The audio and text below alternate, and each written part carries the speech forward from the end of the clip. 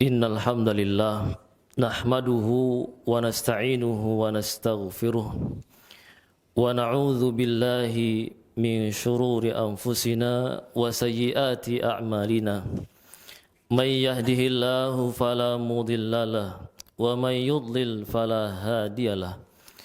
Ashhadu an la ilaha illallah wahdahu la syarikalah wa ashhadu anna Muhammadan abduhu wa rasuluhu la nabiyya ba'dah. Ya ayyuhalladzina amanu taqullaha haqqa tuqatih wa la tamutunna illa wa antum muslimun. Ya ayyuhan nasu taqu rabbakumul ladzi khalaqakum min nafsin wahidah wa khalaqa minha zawjaha wa batha minhuma rijalan katsiran wa nisaa'a. Wattaqullaha alladzi tasaaluna bihi wal arham innallaha kana 'alaikum raqiba. Ya ayyuhalladzina amanu taqullaha wa qulu qawlan sadida yuslih lakum a'malakum wa yaghfir lakum dhunubakum wa may yuti'illaha wa rasulahu faqad faza fawzan 'azima amma ba'd. فإن أصدق الحديث كتاب الله وخير الهدى هدى نبينا محمد صلى الله عليه وسلم وشر الأمور محدثاتها فإن كل محدثة بدعة وكل بدعة ضلالة وكل ضلالة في النار. فيا أيها الناس رحمني ورحمكم الله جميعا اتقوا الله, bertakwalah kita kepada Allah Subhanahu wa ta'ala dengan cara terus kita menyambut baik hidayah yang datang kepada kita, hidayah yang kita minta setiap harinya di dalam kondisi yang paling mulianya, yaitu di dalam solat-solat kita. Kita terus meminta hidayah kepada Allah untuk bisa menuju jalan Allah yang lurus. Kita minta setiap harinya minimal 17 kali di dalam solat-solat kita. Belum lagi ditambah dengan solat-solat sunnah kita. Maka kita bertakwa kepada Allah dengan kita selalu menyambut hidayah yang datang kepada kita, kita sambut baik. Kita terima dengan sepenuh hati kita. Karena kita sudah memintanya setiap hari. Kita mengatakan dalam surah Al-Fatihah atau ketika kita membaca surah Al-Fatihah kita mengatakan ihdina as-sirat al-mustaqim siratal ladzina an'amta 'alaihim ghairil maghdubi 'alaihim waladdallin. Ya Allah, setelah kita nyatakan diri kita hanya menyembah kepadamu saja ya Allah, iyyaka na'budu wa iyyaka nasta'in, hanya kepadamu ya Allah kami menyembah dan hanya kepadamu ya Allah kami minta pertolongan, maka berikan kami hidayah. Ihdina as-sirat al-mustaqim, berikan kami hidayah ke jalan as-sirat yang lurus, yang mustaqim, jalan yang lurus, jalan menuju Allah Subhanahu wa ta'ala. Kalau kita lihat tafsirnya, Asy-Syaikh Abdurrahman bin Nasir As-Sa'di rahimahullahu ta'ala menjelaskan dalam ayat ini ketika kita minta hidayah itu berarti kita meminta dua hidayah. Yang pertama, kita minta agar Allah berikan kita petunjuk untuk menuju as-sirat al-mustaqim, untuk sampai kepada as-sirat al-mustaqim, yaitu al-Islam, sampai kepada Islam. Kemudian yang kedua, berarti kita juga meminta kepada Allah untuk bisa istiqomah, tetap di jalan as-sirat al-mustaqim. Jadi kita minta minta hidayah, itu maksudnya hidayah menuju Islam dan hidayah ketika kita di dalam Islam. Dua yang kita minta. Kemudian ditambah lagi kalau kita bagi bahwasanya hidayah itu dibagi oleh para ulama, dibagi menjadi dua lagi, yaitu hidayah yang pertama hidayah ad-dalali, apa hidayah al-irsyad, dengan hidayah at-taufiq, atau dengan bahasa lain hidayah ilmu dan hidayah amal.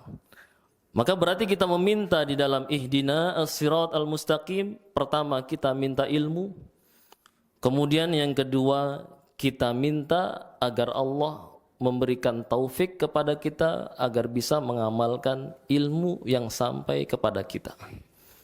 Jadi ada 4. Ketika kita minta hidayah kepada Allah, berarti kita minta Allah bimbing kita menuju Islam. Yang kedua, kita minta agar Allah kokohkan kita di dalam Islam.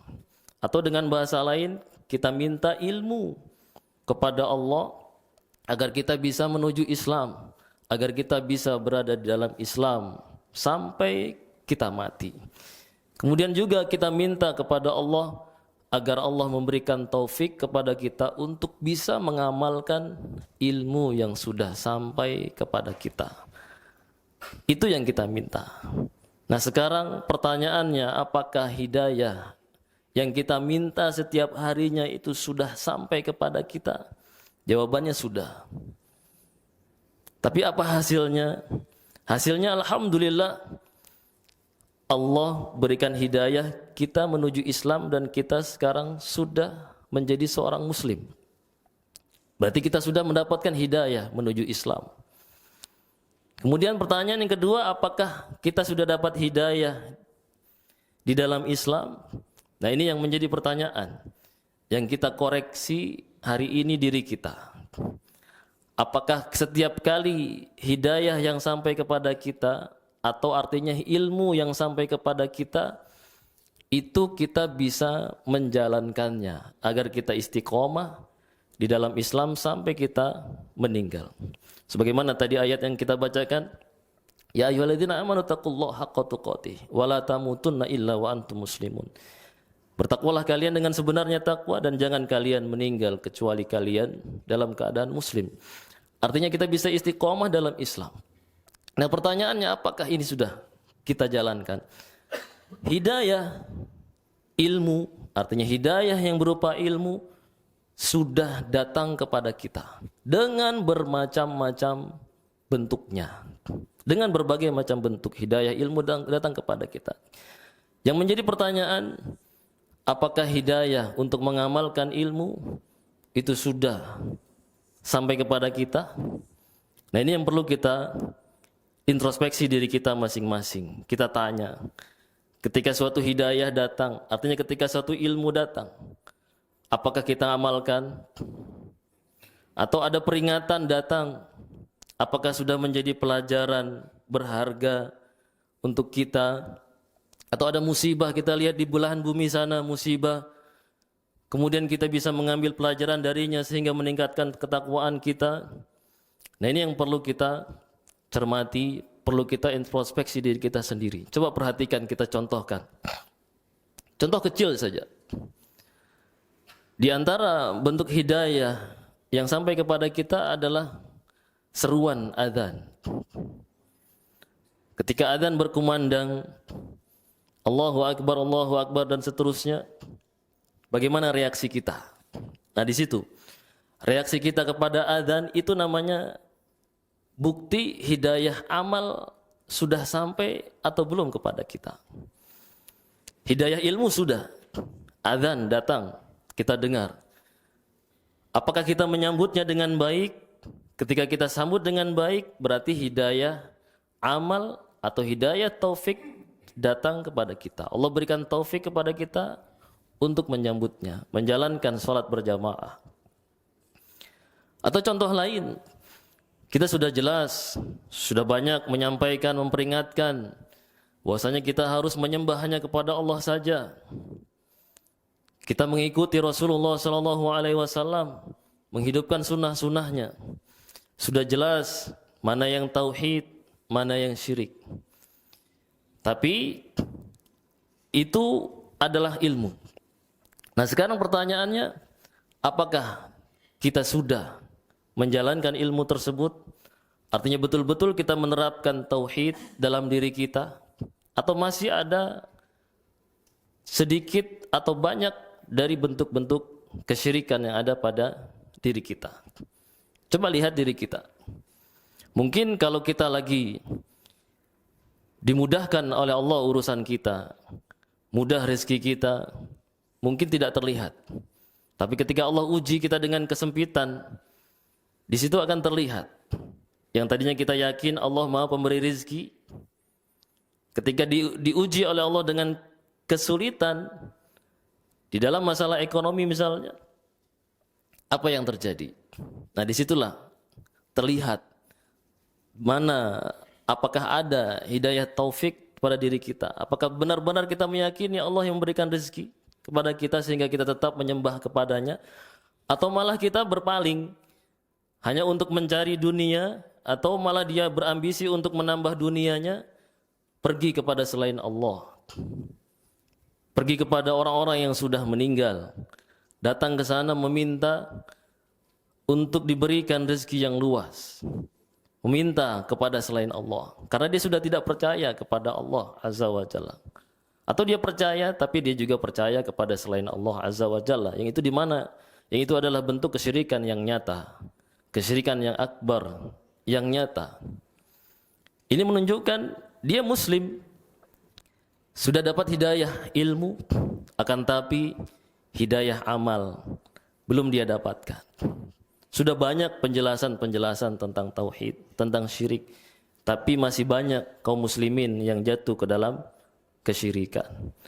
Begitu juga sudah banyak seruan-seruan untuk menghidupkan atau mengikuti Nabi kita, Nabi Muhammad SAW, mengikuti jejak beliau, tuntunan beliau, tapi itu hanya sekedar teori ilmu saja. Banyak kaum muslimin yang masih mengikuti selain Nabi SAW, atau malah mengadakan kebidahan-kebidahan yang itu jelas bertentangan dengan yang namanya ittiba, mengikuti Rasulullah SAW. Contoh lain dalam kemaksiatan yang lainnya, atau dalam sifat-sifat, ya, sifat-sifat yang seharusnya kita miliki, sifat sabar, sifat syukur, qanaah, pemaaf, penyantun, dan yang lain-lainnya dari sifat-sifat yang mulia. Sudah adakah ini semuanya pada diri kita?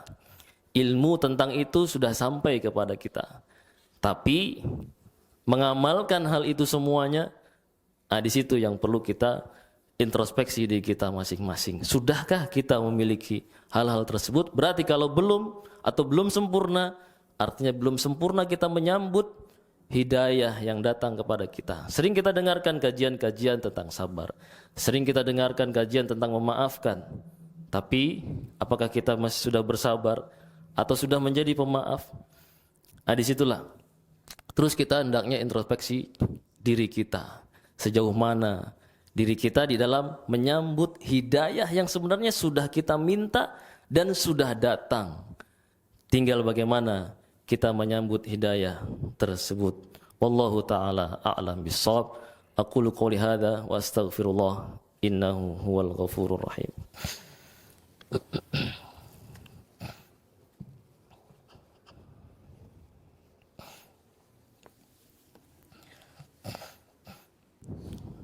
Alhamdulillah wassalatu wassalamu ala Rasulillah wa ala alihi wa ashabihi wa mawalah, amma ba'd. Ayuhan nas rahimani wa rahimakumullahu ta'ala. Allah Subhanahu wa ta'ala berfirman dalam surah Al-Ankabut ayat yang terakhir. Allah mengatakan walladzina jahadu fina lanahdiyannahum subulana wa innallaha lama'al muhsinin.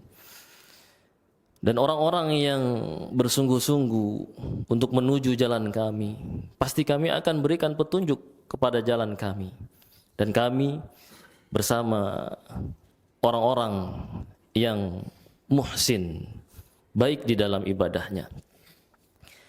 Ayat ini menunjukkan bahwasanya hidayah atau hidayah taufik terkhusus yang kita minta, hidayah amal yang kita minta, itu ada sebabnya.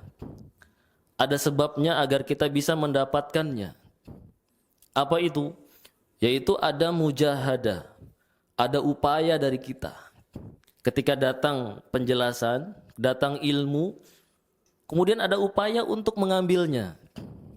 Bukan cuek, bukan membiarkannya begitu saja berlalu. Tapi ada upaya untuk mendengarkannya, mengamalkannya, ada upaya. Nah, dari upaya itu baru nanti Allah berikan taufik kepada kita, sehingga kita bisa mengamalkan ilmu yang sampai kepada kita. Karena ada upaya. Dilihat dulu, Allah lihat dulu upaya kita bagaimana. Bukan langsung serta-merta kemudian langsung bisa mengamalkan ilmu yang sudah ada pada kita. Tapi ada dulu upaya untuk menerimanya. Dan upaya ada niatan untuk mengamalkannya. Walaupun mungkin saat itu banyak penghalangnya. Tapi mungkin di suatu saat nanti bisa kita kerjakan. Bisa kita miliki sifat-sifat yang mulia tersebut misalnya. Intinya di antara sebab agar kita bisa mendapatkan hidayah amal atau hidayah taufik, kita harus ada upaya dulu dari kita untuk berjuang melawan hawa nafsu yang malas ini, yang mengajak diri kita kepada kemalasan, berjuang untuk menyambut hidayah, ilmu-ilmu yang sudah banyak sampai kepada kita. Ada upaya ke sana. Dan nanti hasilnya Allah berikan hidayah, taufik.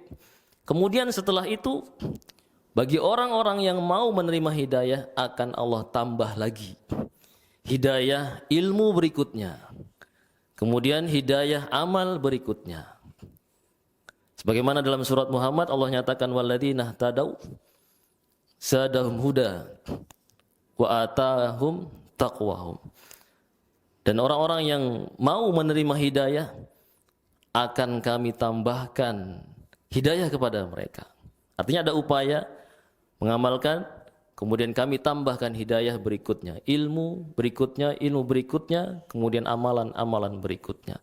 Kemudian wa atahum taqwahum, dan kami berikan kepada mereka ketakwaan kepada mereka. Sehingga jadilah kita menjadi orang-orang yang bertakwa kepada Allah Azza wa Jalla. Jadi intinya agar kita bertakwa, sambutlah hidayah-hidayah yang datang kepada kita dari manapun bentuknya, apapun bentuknya. Bukan hanya sekedar dari pengajian.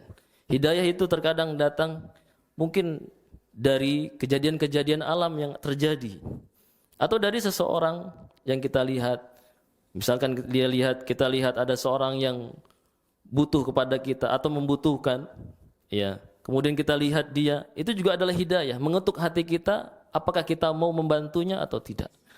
Nah, tinggal di situ bagaimana pelaksanaannya. Nah, disitulah. Jadi kesimpulannya agar kita bisa mendapatkan hidayah amal, maka upayakan, paksa hati ini, paksa diri ini untuk mengamalkannya. Insya Allah berikutnya akan mudah dan mudah.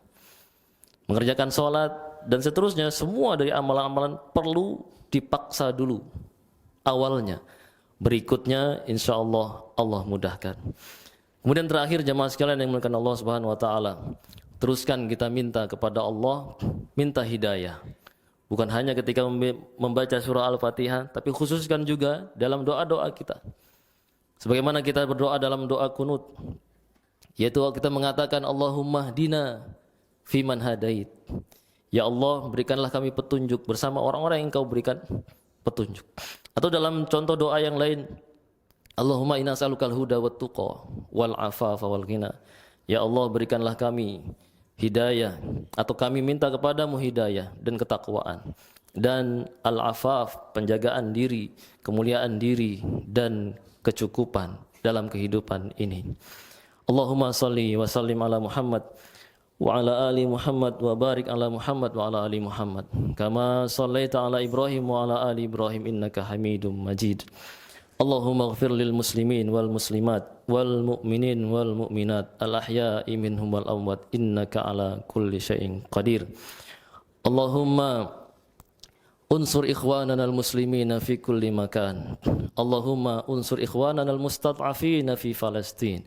Allahumma alaika bil yahudi adh-dhalimin. Allahumma alaika bil yahudi adh-taghin. Allahumma a'izzal islam wal muslimin wa adhilla syirka wal musyrikin. Allahumma aslih wulata umurina. Allahumma aslih wulata umurina. Allahumma aslih wulata umurina. Allahumma rabbana atina fid dunya hasanah wa fil akhirati hasanah wa qina adzabannar. Wa sallallahu ala nabiyyina Muhammad wa ala alihi wa sahbihi wa sallam. Wa akhiru da'wana anil hamdulillahi rabbil alamin. Qimus shalah.